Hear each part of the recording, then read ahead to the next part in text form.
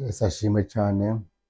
Reka dusenga Imana. Umwami Yesu Kristo, ndagushima kugira neza, uri Imana dukunda kandi twitaho Mwami, ntushirwe hejuru kuko ibyo ukora Mwami birarenze. Ni Yesu Kristo mbere yuko tugira ikintu cyose tuvugaye Mwami, ndagomba kuri wowe ubugingo bwacu ntabwo icubahiro, uri Imana ishoboye itabura kubigenza ntabwo icubahiro. Urakoze cyane, amen. Ego Yesu nashimwe cyane. Mwene so Yosuwa iyo kwizigirwa agarutse, hanyuma no munsi nagira ko tugira ikintu tuvugana cyane ku bijanye n'ibiri kubiraba ku mpande zose, impande zacu cyane bari muri diaspora. Turako tumva amashengero amwe ariko arasambuka, bari abantu bari bakorera Imana mukuri, ubona umenga bakorera Imana mukuri kandi ishengero rikomeye cyane, mugabo si rimwe gusa, ariko tumva amashengero impande zitandukanye cyane, kandi si gusa muri diaspora n'impande zitandukanye hari ibitero ko biraba ku mashengero cyane. None umuntu yovuga iki? Mbega umuntu w'Imana yovuga kuri ibyo? Ko umenga bamwe ishengero hariho umenga bamwe twaduhungira twarugiye kwinyegeza mu gahugu, ariko benshi duko duhunga tuvayo, bamwe bavayo biruka. Yesu nashimwe cyane. Ego reko bw'ibyo kandi Yesu nadufashe cyane, ubwo sinovuga ngo ashimwe cyane ko amashengero karasambuka, ariko je hari icyo ngomba kutuvugana ko ndiko ndigako kandi numvise nasanzemwo nk'abantu dukorera Imana cyane, twamenye Imana ni kimwe. Yesu nashimwe. Ndagomba dufashanye dusome ijambo ry'Imana muri Zaburi 11. Zaburi 11 niho ngomba kudusoma. Zaburi ya 11, ariko cyane turaba ku murongo wa 3. Tubisome yose ko ni ntoya kugira n'imirongo ibwe gusa. Uhoraho niwe mpungirako. Mubarira iki umutima wanje, mubarira iki umutima wanje, muti hungira ku musozi wanyu nk'inyoni. Kuko abanyakibi bariko barafora umuheto, bashira umwampi mu ruge, kugira ngo barasire mu mwiza abafise imitima itunganye. Namba amatanguriro asambuwe, ivyo umugorotsi yakoze vyapfuye iki? Uhoraho ari mu rusengero rwiwe rwera. Uhoraho intebe yiwe iri mw'ijuru, acacisha inyonga ziwe abana b'abantu. Mu kigohe ciwe harabasuzuma. Mu kigohe ciwe harabasuzuma. Uhoraho asuzuma abagororotsi, ariko umunyakibi nukunda umujyano mu mutima wiwe. Umutima wiwe urabanka. Abanyakibi azobarekurira kw'amakara yaka n'amazuku. Umuyaga w'indugumba uzoba umugabane mu gikombe cabo. Kuko Uhoraho ari umugororozi kandi akunda ivyo kugororoka, abatunganye bazoraba mu nyonga hiwe. Imana ishimwe cyane. Twihanganiye, sinzi niyo byagenze ikiriro dukora ko, ariko ijambo rimwe ryo ngomba ko aho munuze mu Congereza havuga umurongo ugira 3 ngo cyane umurongo uvuga ati, when the foundation are being destroyed, what can a righteous do? Ngo nimba impande canke amatanguriro, namba amatanguriro asambuwe, ivy'umugororotsi yakoze canke yokoze vyapfuye, vyobiki? Mbega umugororotsi yokora iki? Yesu nashimwe cyane. Nimba amatanguriro ishengero uko ryari rikwiye ryo kwegeranya abantu bakamenya Imana neza, bakiga neza ibya Kristo, niba ryo kubatse kuri Kristo bikaba biriko birasambagurika, mbega umuntu yamenye Imana yo kwitwara gute? Yesu nashimwe cyane. Twadondaguye ngo abanze ko barafora, batora imyampi, bagomba kundasa, bagomba kugira iki, kuko bo barondera, kuko nk'abantu twamenye Imana ingomba tuguma hari ibiguma bitugwanya, hari ibiguma biturondera, hari ibiguma bitugirira nabi. Yesu nashimwe cyane. Ariko ikintu ca mbere, none niba amatanguriro yasambutse, mbega umugorotsi yokora iki? Canke niki cyo yarakoze? Ibyo yakoze byo byapfuye iki? Yesu nashimwe. Uri gukora iki? rero ariko navuga ati rero nagira ngire icyo mvuze kuri niko biraba by'amashengero karasambuka impande zitandukanye, reka rero mu mahanga nka muri Amerika ariko birazunguruka cyane ku ma social media, muri ibyabereye muri Kentucky. Mbega abagorotsi dukwiye gukora iki kuri ico? Ko kwiga iki kuri byo ko biraba? Tutangure tunezerwe ngo ishengero rirasambuze navyo ngobwo ntacyo babona ngo baratangwe kwiyerekana cyane, twogira gute? Dukwiye kumenya ko nabansi bavuga ngo muti bati kuko abanyakibi bariko barafora umuheto bashimya umwami mu ruge kugira ngo barasire barasire mu mwiza abafise imitima itunganye. Ni kuvuga harimwo sinobwo yuko barimwo mbega ninde wo kutaka ibiratsi cyangwa gushavurira ninde, ariko iconzi nuko hariho ugira ngo wokize kubwishengero, hari abariko baragomba kurokoka, hari abantu barondera Imana by'ukuri hariya, mugabo Satani agomba kurondera kugira ngo yaciye akoresha bari mu ibyo bikorwa kugira ngo rero nuwo urondeye kurondera gukirizwaho asa ubwo bice ananibwe cyane akomereke mu mutima.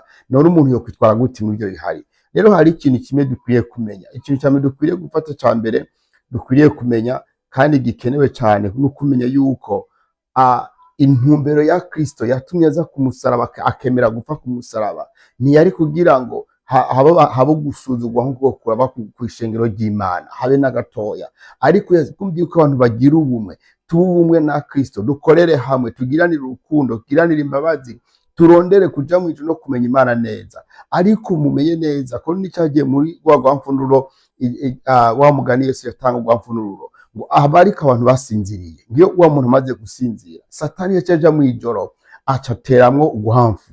Rero ubwo gwamfu nibwo ruri kuraza gukwega ibibazo cyane, novuga umuntu abakoze baba mashengero cyane. None umuntu yo kwitwara gute? Umugorotsi yokora iki? Icambere no kumenya yuko dukwiye kumenya neza ko hajya ku murongo wa windwi uhoraho ni wari umugororotsi ari umugozi kandi akunda ibyo kugororoka, abatunganye bazoraba mu nyonga hiwe. No kuvuga aho tugwanira n'ikimwe no kugaruka kuri Kristo, birakwiye kuza kuri Kristo dugatakamba, umuntu wese yakamenya icyo yakiriye.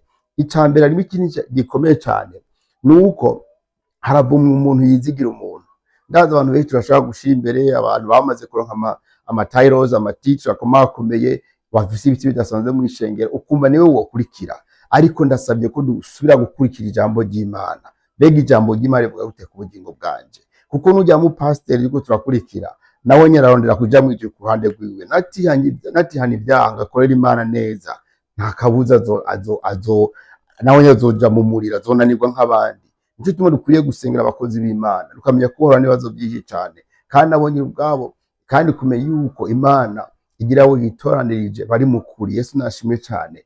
Abagororotsi dukwiye gukora iki mu gihe hariko haba intambara mu mashengero cyangwa mu ntambara aho twegereye? Nuko tuba umuco tugakura mu kuri, tukamenya yuko ico Yesu agomba nuko twomuguma ko tukaba mu kuri. Yesu nashimwe. Nukumenya yuko hariho irisambuka ntirisamburira gusa abantu bika kuba ari imbere n'abari hasi. Ujya muntu yokijijwe abaturabira hanze, hari abantu baguma turabara baraba ngo ishengero ngo Kristo risambuke baruka icyo bahera ko bavuga, ariko Satani namaramare. Kuko Kristo wacu yemeye kwigura ishengero kugira ngo tubeho tuvuga ukuri, tubwire ukuri abantu bose bamenye yuko Yesu akiza. Rero agasuzuguro Satani katera ku mashengero n'ibindi bitandukanye tureke gukoreshwa n'umugwanizi, turondera Imana neza. Abantu ba Kristo umuntu wese agumye icyo yakiriye, n'ubu yoba atibuka icyo ariko arondere kurondera Imana neza. Twihigire, twivombere ngaha mu ijambo ry'Imana, kuko ntidukwiriye ko amatuza turagaburirwa n'abandi hariya, ariko turondere ijambo ry'Imana kuko ntiyigeze riduhishwa. Yesu nashimwe. Yesu yapfuye kugira ngo twishikire turondere kumenya Imana neza. Rero bene data, nimufata umwanya ngo munezerwe cyane nuko bamwe bariko rasambuka ari bagira iki, habwo bibatere kuba bara mu mitima kugira ngo musengere ishengero, mubwire ishengero, mumenye yuko dusubire kwirimbura, tumenye ko havumwe umuntu wese yizigira umuntu wese, habwo hahiri umuntu wese yizigira uhoraho, ibyizigiro byiwe bikaba kuhoraho. Yesu nashimwe cyane. Nuko dukwiye kurondera kandi ikintu bisaba yuko umuntu yitwara neza. Umugorotsi amenye yuko itanguriro ryose ryo kubaka ngo uhora haraza biwe, tumenye ko uhora haraza biwe muri iki gihe intambara turimo nyene.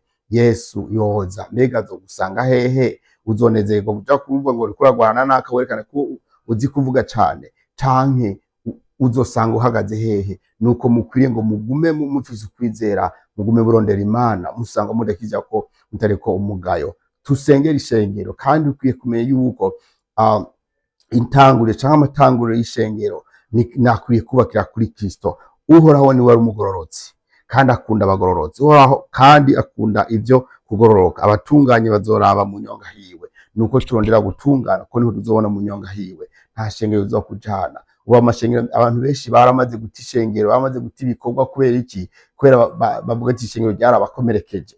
Yesu nadufashe cane, ariko ntitwari kwiye gukomerekera mu ishengero, niho dukwiriye gukirira. Birababaje kuja kugira ikibazo aho wokiriye. Yesu nashimwe. Turahamagara yuko bikwiye turondera Imana by'ukuri. Birasaba yuko umuntu wese nimba arabo muri kenda akaba impari zose bari hose, rondera Imana by'ukuri. Harageze kurondera Imana by'ukuri, utitaye kuri canke uriya. Abo nabo baza kugwanira ibyo bagwanira, nego ni mu bigwanire mugabo. Yesu azoza babaza ibyo mwakoze. Umuntu wese afise ibyo mupfa, kuko bo nibo bazi ibyo ko barapfa impande zose, amashengero ko arasambuka bose. Murazi ho byavuye. Mumenye ko icyatumye intumbero y'ishengero yari yo kwegeranya intama za Kristo, abantu mugakarishanya mu byo kumenya ijambo ry'Imana.